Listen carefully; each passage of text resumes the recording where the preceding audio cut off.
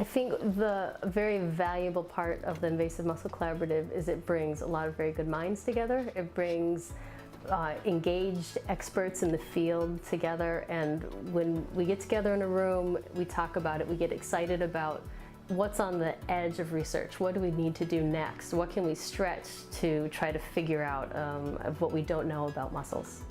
And being out, what we saw in the field today, they carpet the bottom of the lake, and to some degree you're going to be finding them across the lake here to Milwaukee, throughout many of the lower Great Lakes. So the cumulative impact of them, so each of these small mussels, the cumulative impact is phenomenal. So even though the general public doesn't get to touch mussels, I think mussels touch their lives in a way of affecting their recreation, and just changing the character of our Great Lakes. Yeah, I think as a basic researcher working on Dracaena issues, it's really nice to be in the room when people are talking about the ecosystem impacts of what Dracaena do.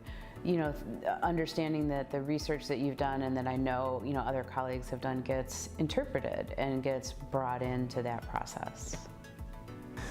We have to continue to look at alternatives and try and find solutions, either that are out there now that we're just not aware of, or to continue to push research to find something new that doesn't exist right now. And that's the power of the collaborative. I think you get researchers and resource managers and people with an economic interest in this. You get them all together, then you're going to have much better chance of having a funding solution earlier than if people are working on it individually. We're looking at other new tools, chemical tools, such as carbon dioxide is one thing that's being researched by USGS and others, particularly in the western United States. Then there's also some new exciting tools, more of a biotech approach. So you're looking at interference RNA. That type of technology is being looked at for medical use, for agriculture use, and also now for invasive species use. Our involvement with the collaborative has been really helpful in terms of sharing resources, sharing information, but also just being a platform to discuss novel management strategies where there aren't any. And so the strategies that we're trying in Minnesota that are being tried in other states are new, and how we communicate them to our partners, I think really is important, just in sharing information, but also figuring out what is working and what isn't working.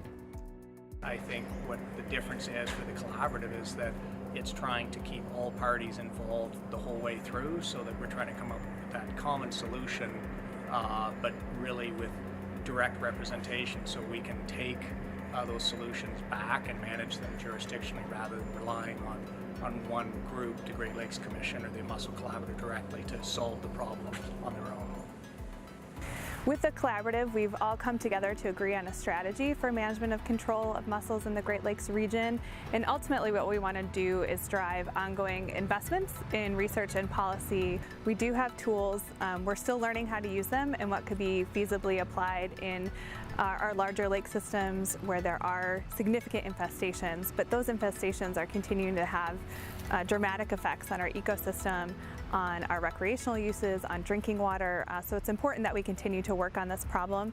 In addition, there are water bodies still across the region that are uninfested, and they have assets and value and benefits that are worth protecting if we can prevent future infestations as well.